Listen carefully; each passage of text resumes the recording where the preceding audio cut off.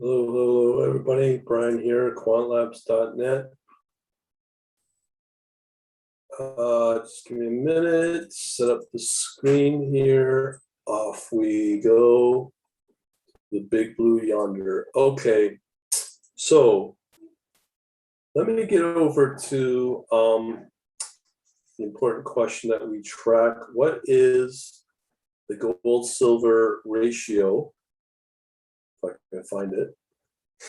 And what does it mean? So in here, we use gold silver ratio is a really good metric to show you what's happening in the economy. Okay, so you can see here it's still going up on a 1 day chart. It doesn't look much, but if I can blow this up, doesn't look much, but on a 4 hour, it'd be pretty important to know that it is increasing. So there's no calamity yet, but what it means is when you start to see it, it's a confirmation of where things are heading. Now, if it's starting to move up, that means the economy is going to start to turn generally, and it's pretty accurate. When you look at monthly history, you can see here when the pandemic hit, it spiked quite a bit, dropped back pretty quickly, and it's kind of normal. And you can see the same comparison when the crisis hit, the financial crisis in 08, spiked and then dropped back, and then it's been on a good run, spiked again, and then it dropped back.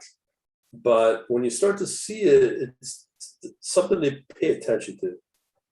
Anyways, let's go on with the show. Right now, the Canadian dollar seems to be strengthening pretty good. The S&P 500 continues its run up, but that's the only U.S. exchange that I saw for now. And a couple of hours of a pullback, but generally the trend is still there. Now we know about the Brent crude yesterday. That's a big drop from $78 to $72, or I'm sorry, 74. And who knows where that will go moving forward. But we see this historical pullback as well, and it rallied back. So I don't know.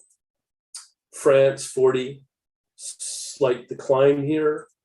As I said, the pound against the Canadian dollar, you can see here, is bouncing back, reaching its June 20th highs.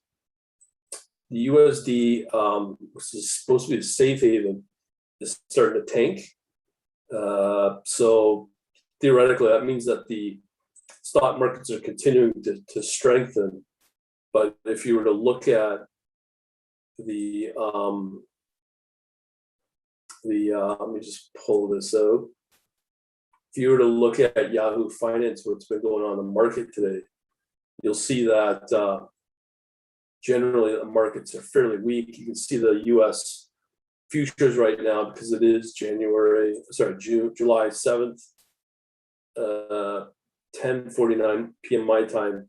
Sorry, 9:49, and everything's dropping here, or has been negative, except for gold, silver. You see some of those as well. Crude oil, you see the drop there.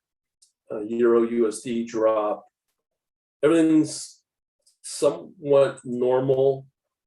When you look at the digital currencies, they've been down. Well, watch my Rumble videos, on Telegram videos to see how successful the most recent bot's been in that space.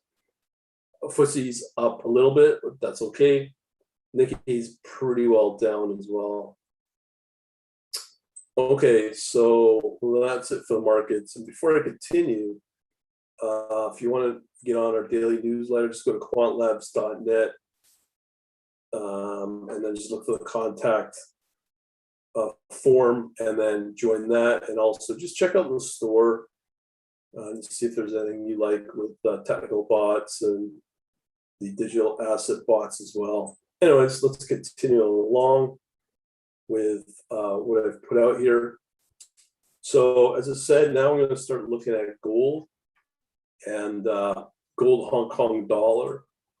It's not performing all that well, but when you start to see it in a little bit of time, like with Singapore and yen, it's not very strong. We already talked about the gold, silver and yen's not doing too good. The Australian market's been flat. It's trending a little bit, but definitely the US markets are outperforming everything. Again, you see the Canadian dollar has strengthened and is now slightly pulled back there.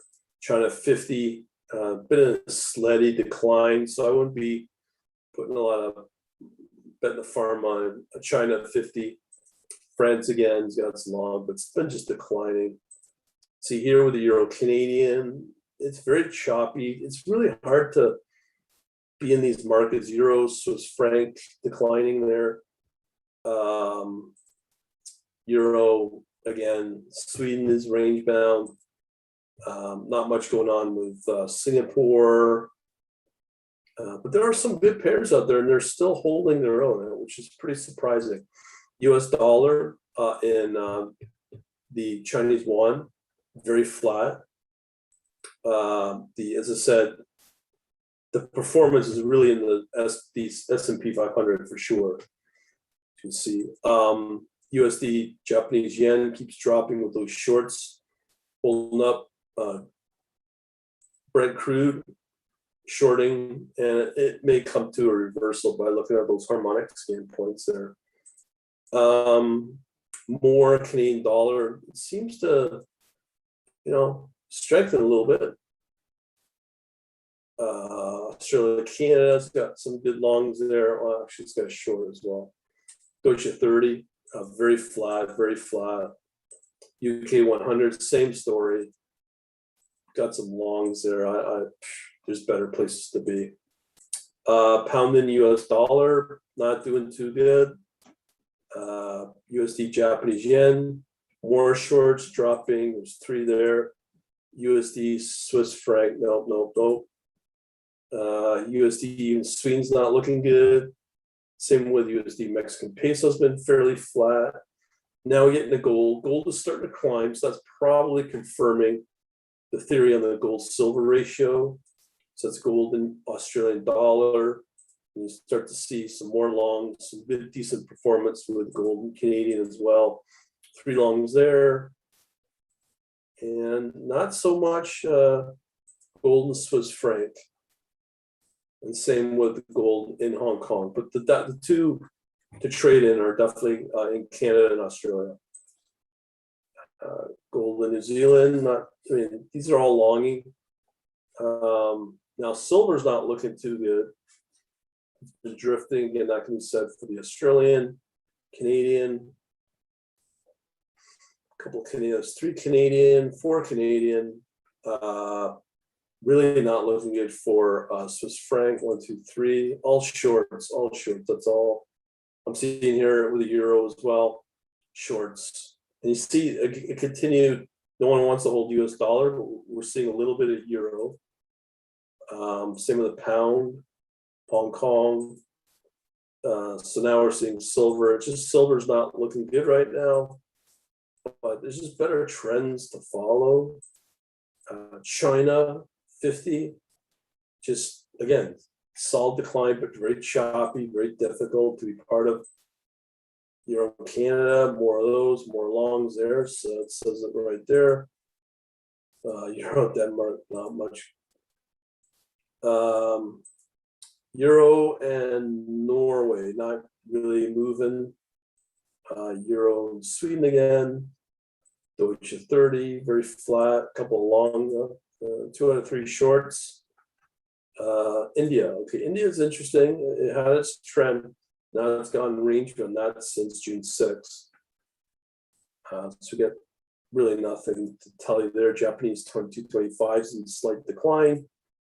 Okay, this is where we get, I hope to be excited, is Taiwan.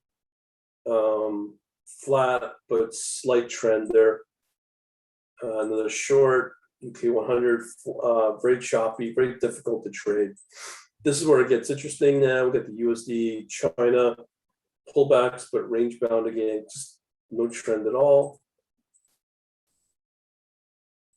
This one's the one I want to tell you about when it comes to currencies. Very solid return rally. It's been continuing since June 18th right here. This is the USD Thai baht, 31.20 all the way up to 32.38. We're supposed to get excited by that compared to the digital asset class.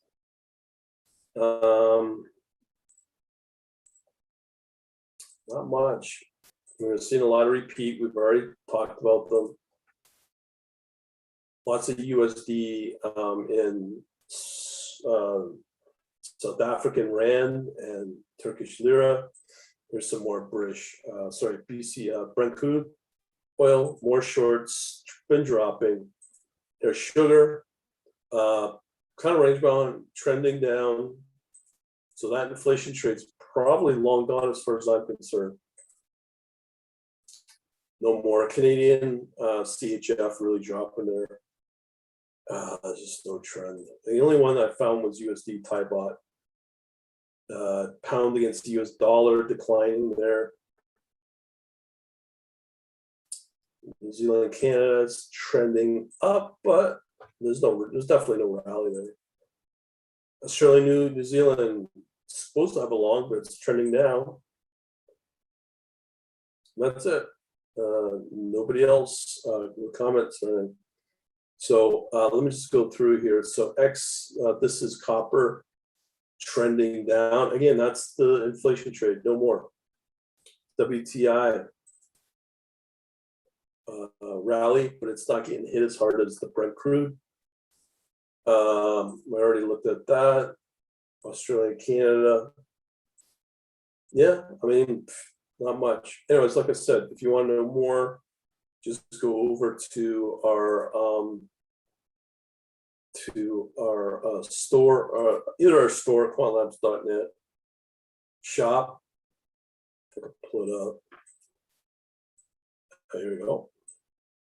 So here's a stock shop, quantlabs.net shop.